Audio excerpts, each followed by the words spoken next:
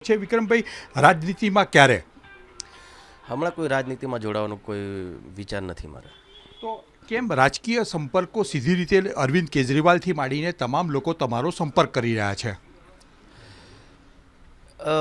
કેજરીવાલ સાહેબના ભાઈ અમારા ઈશુદાન ગઢવી સાહેબ છે, એ દિલ્હી ગયા હતા હમણાં 2-4 દિવસ પહેલાં.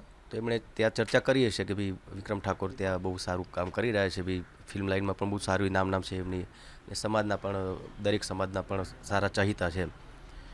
તો કેજરીવાલ સાહેબને થયું છે કે ચલો ભાઈ વિક્રમભાઈ જોડે વાત કરીએ. તો પછી એમની જોડે મેં વાત કરીને એમણે કીધું કે ક્યારેક દિલ્હી આવો તો આવો, આપણે મળીએ. જ્યારે આ મુદ્દો ઉઠાવ્યો તો કોઈ એવું કોઈ રાજનીતિ કરવા માટે કે એના માટે મેં ઉઠાવ્યો જ નહોતો, પણ મુદ્દો ફક્ત ને ફક્ત કલાકારો માટે આ મુદ્દો ઉઠાવ્યો હતો. અને મુદ્દો એટલો એનું પેલું એ થયું કે ભાઈ મીડિયાવાળાથી લઈને બધા સમાજનાથી લઈને બધા કલાકારોથી લઈને બધા એ મુદ્દાને મોટો બનાવી દીધો, અને પછી એમાં રાજકારણ જોડાઈ ગયું. એવું થયું. ઘણા બધા એવા સામાજિક કાર્યકરો છે જે પહેલાં બહુ સારા કાર્યો સમાજના કરતા હતા, અને જ્યારે રાજનીતિમાં જોડાઈ ગયા પછી એમનું લક્ષ્ય પૂરું થઈ ગયું એમ સમાજના કાર્ય કરવાનું છોડી દીધું ને બસ નેતા બની ગયા.